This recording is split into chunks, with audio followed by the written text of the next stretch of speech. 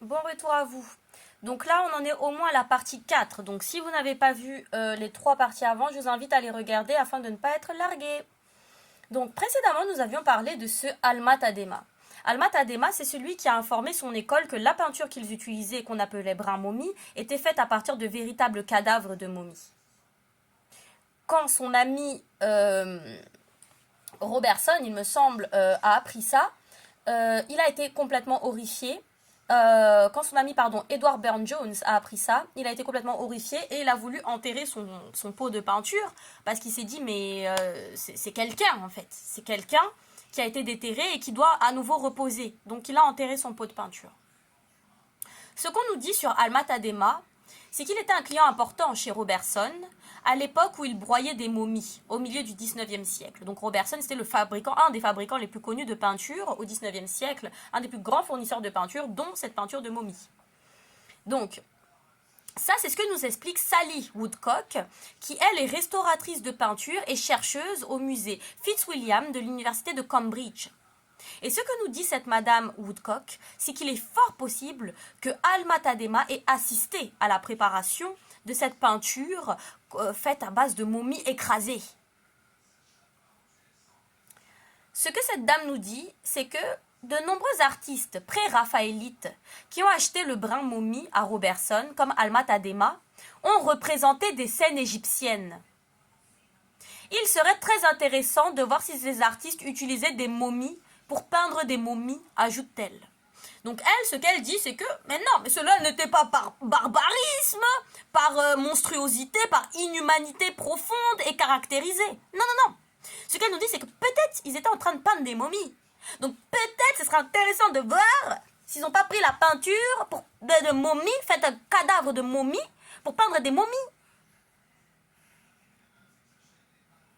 Donc, ça soulève des questions éthiques. Ça soulève des questions éthiques.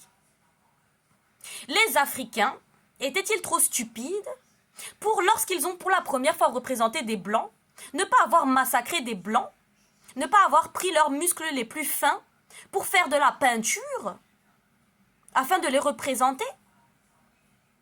Parce que lorsque Madame Woodcock s'interroge sur ce genre de questions, moi j'aimerais qu'elle s'interroge sur la totalité de la question.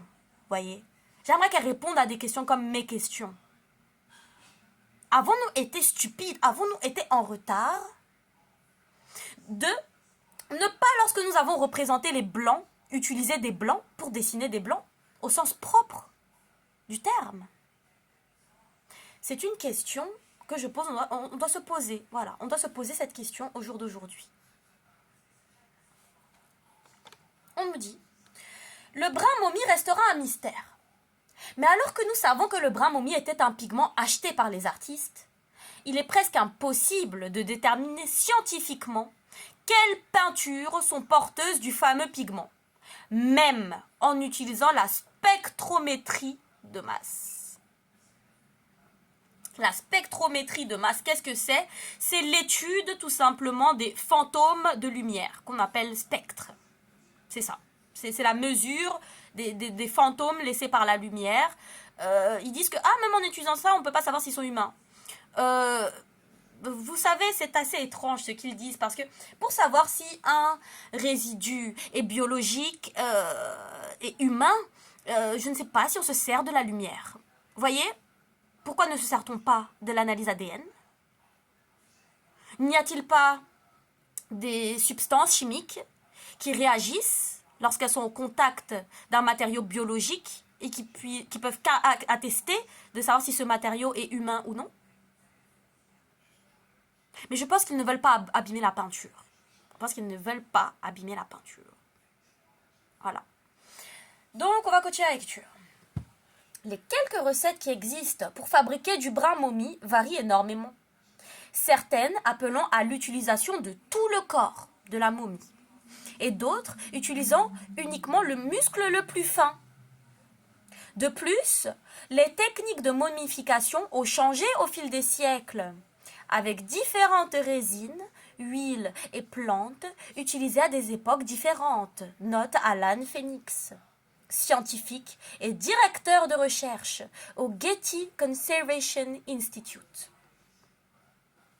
Tout ce qui aurait pu être utilisé pour l'embaumement et l'emmaillotage, comme le mastic, a été utilisé par les artistes comme vernis ou additif.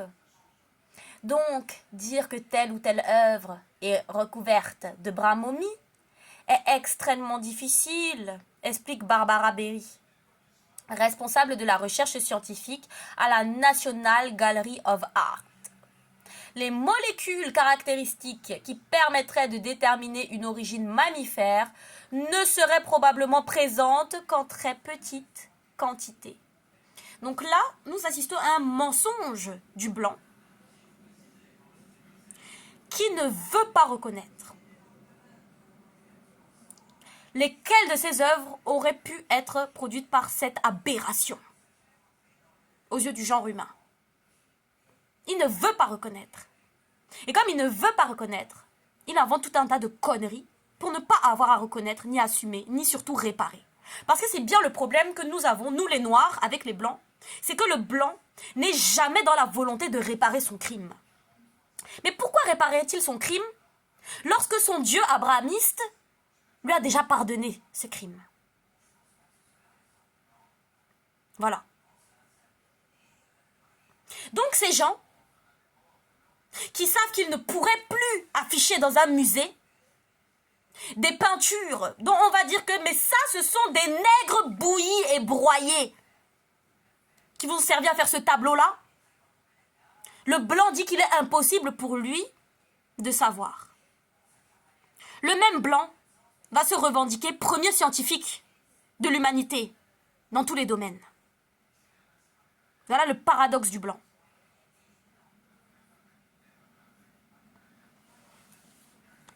On nous dit, et c'est heureusement la fin de cet article immonde,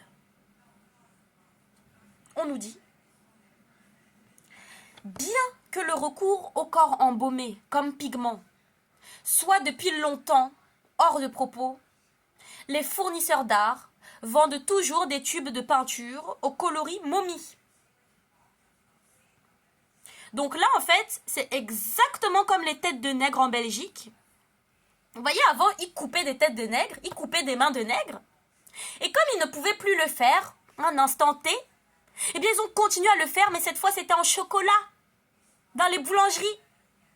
Et on peut encore aller en Belgique aujourd'hui, en l'an fictif de 2025 de Jésus-Christ, pour aller acheter des petites reproductions de cette belle époque, de têtes coupées de nègres et de mains coupées de nègres, dans des boulangeries, des chocolateries en Belgique. Le blanc affiche ici le même comportement. Devant l'impossibilité de produire à nouveau ces tubes de momie, on nous dit les fournisseurs d'art vendent toujours des tubes de peinture au coloris momie.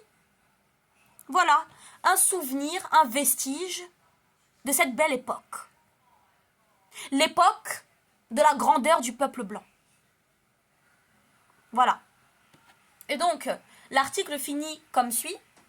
On nous dit « Je suis sûre que les gens ne comprennent pas vraiment pourquoi le nom de la couleur achetée est momie, ou qu'il se réfère en fait à la source originale du colorant, observe Berry. Mais je ne pense pas qu'ils utilisent encore de vraies momies. Enfin, j'espère que non. » Donc heureusement pour nous, hein, ça finit toujours sur un petit trait d'humour, parce que ça, c'est une des qualités du Locoderme, c'est son humour. Après, on aime ou on n'aime pas, mais on ne peut pas leur enlever qu'ils essayent toujours de faire des traits d'humour. Voilà, c'est fini pour la lecture de cet article. D'autres lectures suivront. Merci.